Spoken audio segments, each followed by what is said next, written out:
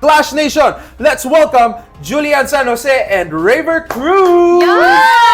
Hey guys! Yes! Kayo! Hello sa ating mga Hello, kapuso na hello. nanonood ngayon sa ating live stream. Hello mga kapuso!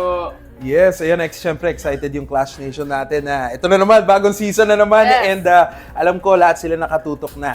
And ito nga, bago yon, may mga questions lang kami para sa inyo. Okay. Ano ang nararamdaman nyo na magsisimula na maya-maya ang bagong season? ng Nako, Clash? sobrang excited no? Pero kasi parang nakasanayan na natin mga kapuso and the Clash Nation, yung parang every year nagkakaroon palagi ng The Clash. So, every year kasi, syempre iba-iba yung mga, alam mo yung pakulo, di ba, mga mechanics, ganyan, tsaka yung mga pasabog. So, eto, this time and this year, abangan nila kung ano yung bago dito Yes. sa The Clash.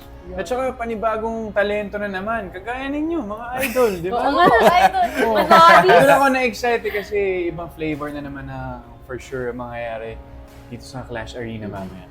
Wow! So ano nga ba dapat ang abangan ng Clash Nation sa bagong season ng The Clash? Parang mga teaser, ganyan. Ano Oo ba? nga. May Ako, alam na ba kayo? hindi ko kasi ayokong masyadong spoil pero first time ever ito sa Clash history Grabe na naman. mangyayari.